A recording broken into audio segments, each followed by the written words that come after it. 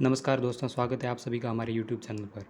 आज का हमारा विषय है संविधान, भारतीय संविधान के स्रोत।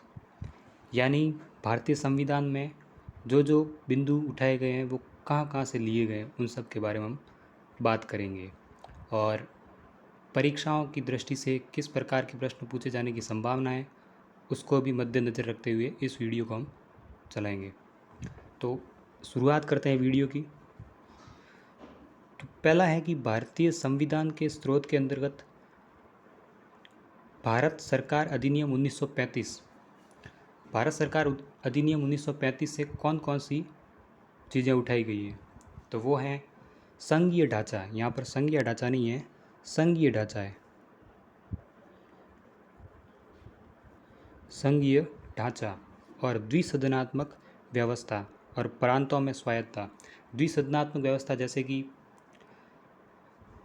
राज्यसभा और लोकसभा केंद्र में है, और उसी तरह राज्यों में भी द्विसदनीय व्यवस्था है। जैसे हमारे राजस्थान के अंतर्गत विधान सभा है और अन्य 6 राज्य हैं जिसमें विधान परिषद भी हैं। तो विधानसभा और विधान परिषद 2 सदन हो गए। और फिर है प्रांतों को स्वायत्तता। प्रांतों के लिए अलग से विषय दे रखे हैं जिसके संदर्भ में उन्हें कानून बनाने का अधिकार है। फिर है राज्यों में राज्यपाल की नियुक्ति। राज्य में जो राज्यपाल की नियुक्ति वो केंद्र द्वारा की जाती है, और ये भी भारत सरकार अधिनियम 1935 से लिया गया है। फिर है कैग, नियंत्रक एवं महालेखा परीक्षक, जिसे हम कहते हैं कैग। ये कैग का पद इसे भी भारत सरकार अधिनियम 1935 से लिया गया है। फिर आगे बढ़ते हैं ब्रिटेन से। अमूमन वो सारी चीज़ें जो भारत सरकार अधिनियम 1935 में दे रखी है वो ब्रिटेन से ही ली गई हैं, और वो चीज़ें कुछ एक अलग हो सकती है। तो वो है संसदीय शासन व्यवस्था। फिर है मंत्रिमंडलीय व्यवस्था। हम देखते हैं हमारे यहाँ पर मंत्रिमंडल बनाया जाता है। जब सरकार बनती है तो मंत्रिमंडल और प्रधानमंत्री ये सब सरकार कहलाते हैं। फिर है एकल नागरिकता। हमारे यहाँ पर एकल नागरिकता है जो कि ब्रिटेन से उठाई गई। ब्रिटेन में जिस तरह से एक राष्ट्र एक नागरिकता है, उसी तरह से हमारे यहाँ पर भी एक राष्ट्र एक नागरिकता है। और अमेरिका में जिस तरीके से होता है कि राज्य से नागरिकता अलग ली जाती है और देश की नागरिकता अलग होती है, लेकिन हमारे यहाँ पर ऐसा नहीं है। हमारे यहाँ पर एकल नागरिकता है। फिर रिट जारी करना, जिस तरीके से सर्वोच्च न्यायालय आर्टिकल 32 और हाई कोर्ट आर्टिकल 226 इसके तहत रिट जारी करते हैं, तो ये भी ब्रिटेन से लिया गया है। फिर है विधि के समक्ष क्षमता। विधि के समक्ष क्षमता से तात्पर्य है कि विधि के नज़र में सब समान है, और विधि द्वारा स्थापित प्रक्रिया ये भी ब्रिटेन से ली गई है। फिर है अग्रताई विजेता। इसका तात्पर्य है जैसे वोटिंग होती है तो जिसे ज़्यादा मत प्राप्त होते हैं वही विजेता कहलाता है, तो वो भी ब्रिटेन से लिया गया है। फिर है विधायी प्रक्रिया। विधायी प्रक्रिया जैसे कि विधेयक पारित होना, वो है विधायी प्रक्रिया। फिर है अमेरिका से कौन कौन सी चीज़ें ली गई हैं। तो याद रखने के लिए जितनी भी न्याय से रिलेटेड चीज़ें हैं वो लगभग अमेरिका से ली गई है। यहाँ पर आप देख सकते हैं स्वतंत्र न्यायपालिका। हमारे यहाँ पर स्वतंत्र न्यायपालिका है। जैसे कि हम देख सकते हैं कि न्यायाधीशों के पदों की अवधि, जैसे उनकी पदों की अवधि के लिए आयु निर्धारित है। और न्यायिक पुनरावलोकन, यदि कोई विषय जो मूल अधिकारों या संविधान के अनुकूल नहीं है तो सर्वोच्च न्यायालय उसका पुनरावलोकन कर सकता है, और यदि वो संविधान के विरुद्ध है या मूल अधिकारों के लिए असंगत है तो उसे न्यायालय शून्य घोषित कर देता है, यानी कि उस उपबंध को हटा देता है। फिर है जनहित याचिका PIL, जिसे हम कहते हैं PIL। ये भी अमेरिका से उठाई गई है, अमेरिका से ली गई है। फिर है सर्वोच्च न्यायालय व उच्च न्यायालय, यानी कि सुप्रीम कोर्ट व हाई कोर्ट के न्यायाधीशों को हटाने की प्रक्रिया, महाभियोग, जिसे हम कहते हैं महाभियोग, वो हटाने की प्रक्रिया है, वो भी अमेरिका से ली गई है। मैं आपको बता रहा हूँ ना, जैसे न्याय की जितनी भी चीज़ें लगभग अमेरिका से ही ली गई है। तो ये याद रखने के लिए ये भी अच्छी चीज़ है कि आप याद रखें इसको। फिर है मूल अधिकार। मूल अधिकार बहुत परीक्षाओं में पूछा भी जा चुका है इसके बारे में, और ये इम्पोर्टेंट भी है। फिर आगे बढ़ते हैं उपराष्ट्रपति का पद। ऐसा प्रश्न पूछा नहीं गया लेकिन पूछ सकते हैं। कि उपराष्ट्रपति का पद है जो कहाँ से लिया गया है। तो आपको याद रखना है कि उपराष्ट्रपति का पद अमेरिका से लिया गया है। यदि आपको नहीं याद रहे तो हाल ही में आप देख सकते हैं कि अमेरिका में जिस तरीके से कमला हैरिस वाइस प्रेसिडेंट है, तो मेरे हिसाब से इस तरीके से आप याद रख सकते हैं, ये अमेरिका से लिया गया उपराष्ट्रपति का पद। फिर अमेरिका से और कौन सी चीज़ें ले रखी हैं, फिर है विधि का समान संरक्षण और विधि की सम्यक प्रक्रिया। यहाँ पे आपको कंफ्यूज नहीं होना है, क्योंकि ब्रिटेन में विधि के, यहाँ पर है विधि का समान संरक्षण और ब्रिटेन में है विधि के समक्ष क्षमता। इसको आप याद रखना है, विधि के समक्ष क्षमता ब्रिटेन से और विधि का समान संरक्षण ये है अमेरिका से। फिर है विधि की सम्यक प्रक्रिया, ये है अमेरिका से, और विधि द्वारा स्थापित प्रक्रिया यानी सभी लोग विधि के समक्ष समान हैं, ये ब्रिटेन से लिया गया, और विधि के द्वारा स्थापित प्रक्रिया ये भी ब्रिटेन से लिया गया है। फिर है विधि की सम्यक प्रक्रिया, ये अमेरिका से ली गई है, और राष्ट्रपति के विरुद्ध महाभियोग की प्रक्रिया ये अमेरिका से ली गई है। सॉरी, माफ़ करना, यहाँ पर सर्वोच्च न्यायालय व हाईकोर्ट के न्यायाधीशों को हटाने की प्रक्रिया, सुप्रीम कोर्ट या हाईकोर्ट को हटाने की प्रक्रिया, हाईकोर्ट के न्यायाधीशों को हटाने की प्रक्रिया ये अमेरिका से ली गई है। यहाँ पर महाभियोग शब्द का प्रयोग नहीं हुआ है, महाभियोग सिर्फ राष्ट्रपति के विरुद्ध ही होता है। फिर है कनाडा, कनाडा से कौन कौन सी चीज़ें उठाई गई हैं, या हमारे संविधान में कौन कौन सी चीज़ें ग्रहण की गई हैं, वो है केंद्र द्वारा राज्य में राज्यपाल की नियुक्ति, क्योंकि हमारे देश में केंद्र ही राज्य में राज्यपाल की नियुक्ति करता है, तो वो कनाडा से लिया गया है। फिर है सुप्रीम कोर्ट की परामर्श देने की शक्ति, आर्टिकल 143 इसके तहत परामर्श दी जाती हैं, तो ये भी कनाडा से लिया गया है। फिर है अवशिष्ट शक्तियाँ। अब आप कहेंगे अवशिष्ट शक्तियाँ क्या होती हैं?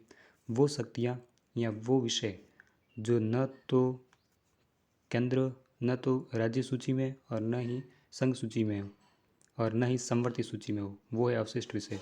तो उस पर शक्तियाँ यानी कि उस पर कानून बनाने या नियम बनाने की शक्ति जो है केंद्र के पास है, तो ये उपबंध भी कनाडा से लिया गया है। फिर है आयरलैंड, आयरलैंड से बहुत इंपॉर्टेंट है नीति निदेशक तत्व, जिसे हम कहते हैं इंग्लिश में DPSP। ये DPSP जो है आयरलैंड से लिए गए हैं, और ये बहुत ही इम्पोर्टेंट है क्योंकि परीक्षाओं में इस तरीके के प्रश्न पूछे जा चुके हैं और पूछने जाने की संभावना भी रहती है, और प्रश्न किस तरीके से पूछे जाएंगे वो हमें अंत में बात करेंगे। फिर है नीति निदेशक तत्व, वो आयरलैंड से लिए गए हैं। राज्यसभा में सदस्यों का मनोनयन, हम देखते हैं कि राज्यसभा में राष्ट्रपति सदस्यों को मनोनीत करता है, तो वो आयरलैंड से लिया गया है। फिर है राष्ट्रपति की निर्वाचन की पद्धति, राष्ट्रपति को जो निर्वाचित करने की जो पद्धति है तो उसे आयरलैंड से लिया गया है, जिसे कहते हैं अनुपातिक प्रतिनिधित्व एकल मत प्रणाली। वो प्रणाली है जो राष्ट्रपति के निर्वाचन की पद्धति है, उसे आयरलैंड से लिया गया है। फिर ऑस्ट्रेलिया, ऑस्ट्रेलिया से समवर्ती सूची। अब समवर्ती सूची, हमारे संविधान में 3 सूचियाँ हैं। एक है संघ सूची जिस पर कानून बनाने का अधिकार केंद्र सरकार को। फिर है राज्य सूची जिस पर कानून बनाने का अधिकार राज्यों को, राज्यों के विधानमंडल को। फिर एक तीसरी सूची है जिसका नाम है समवर्ती सूची, समवर्ती सूची। इस पर कानून बनाने का अधिकार दोनों को है, हालांकि दोनों को कानून बनाने का अधिकार है, लेकिन इसमें प्राथमिकता केंद्र को दी जाती है। यदि कोई ऐसा विषय है जिस पर कानून बनाया जाता है, तो यदि उसके संबंध में केंद्र सरकार ने भी कानून बना रखा है और राज्य सरकार ने भी कानून बनाया है, तो केंद्र का प्रभावी माना जाएगा। आपको याद रखना है, केंद्र का प्रभावी माना जाएगा। ठीक है। फिर है दोनों सदनों की संयुक्त बैठक, दोनों सदनों की संयुक्त बैठक हालांकि होती है साधारण विधेयक के लिए, तो ये होती है आर्टिकल 108। आर्टिकल 108 के तहत राष्ट्रपति दोनों सदनों के लिए संयुक्त बैठक बुलाता है। याद रखना है अनुच्छेद 108। साथ साथ में आप अनुच्छेद भी याद करते जाए तो बहुत अच्छा रहेगा। इसी तरीके से पढ़ते रहिए तो ज़्यादा चीज़ें याद होगी और समझने में आसानी होगी। फिर है प्रस्तावना का प्रारूप, वो हम प्रस्तावना वाले टॉपिक में बात कर चुके हैं कि प्रस्तावना का प्रारूप जो था वो ऑस्ट्रेलिया से ले रखा है। तो आपको याद रखना 3 चीज़ें महत्वपूर्ण है जो ऑस्ट्रेलिया से ले रखी है।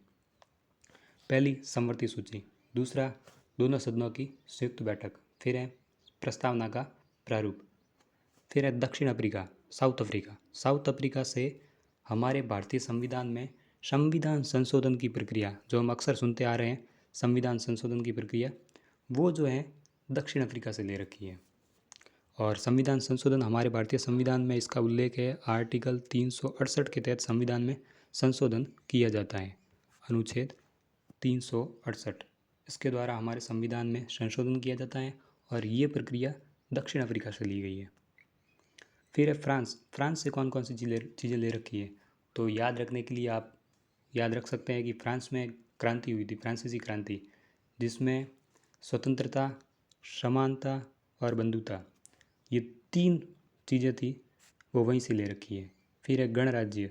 हम देखते हैं ना, प्रस्तावना में दे रखा है कि लोकतंत्रात्मक गणराज्य, तो वो गणराज्य भी शब्द भी वहाँ से ले रखा है। फिर है तदर्थ न्यायाधीश। तदर्थ न्यायाधीश ये भी फ्रांस से ले रखा है। फिर है सोवियत संघ, जिसे वर्तमान में हम रूस कहते हैं, और सोवियत संघ का विघटन 1991 में हुआ था। तो इससे मूल कर्तव्य और सामाजिक, आर्थिक, राजनीतिक न्याय, तीनों न्याय सोवियत संघ रूस से ले रखे हैं। सामाजिक, आर्थिक, राजनीतिक न्याय और मूल कर्तव्य, व्यक्ति के, प्रत्येक नागरिक के कर्तव्य क्या है, वो सोवियत संघ रूस से ले रखे हैं। तो हमारा कौन कौन से चीज़ें कहाँ से ली गई वो हमने बता दिया। फिर है प्रश्न किस तरीके से पूछे जा सकते हैं, तो प्रश्न पूछे जाने का ट्रेंड ये रहा है कि आपको ऐसे दे रखे होंगे, एक तरह दे रखा होगा स्रोत, फिर दूसरी तरफ दे रखा होगा देश का नाम। तो यहाँ पर दे रखे यहाँ पर दे सकते हैं नंबर 1 डाल के कि जैसे कि तदर्थ न्यायाधीश इम्पोर्टेंट है, आपको याद रखना है कि ये फ्रांस से लिया गया है। तो यहाँ पर दे सकते हैं तदर्थ न्यायाधीश, और यहाँ पर दे सकते हैं कोई भी देश का नाम। तो आपको मिलान करने वाले, आपको सही छांटना है कि कौन सा सही होगा। तो इम्पोर्टेंट कौन कौन से मैं आपको बता देता हूँ। एक तो तदर्थ न्यायाधीश, एक है मूल कर्तव्य, फिर है समवर्ती सूची और संयुक्त बैठक, फिर संविधान संशोधन की प्रक्रिया। ये बहुत ही छोटी छोटी चीज़ें हैं जो आपको याद रखनी है, अक्सर काम आती है, अक्सर पूछे जाने की संभावना भी रहती है और पूछते भी हैं इस तरीके के प्रश्न। और DPSP, नीति निर्देशक तत्व और अवशिष्ट शक्तियाँ, ये इम्पोर्टेंट है जिसे आपको याद रखना ही है। और राष्ट्रपति के विरुद्ध महाभियोग की प्रक्रिया, ये अमेरिका से ली गई है। और आपको कैग याद रखना है, कैग कहाँ से लिया गया है। तो आज का हमारा वीडियो यहीं पर समाप्त होता है। यदि आपको वीडियो अच्छा लगा तो हमारे चैनल को सब्सक्राइब करें और लाइक, शेयर, कमेंट करें। धन्यवाद।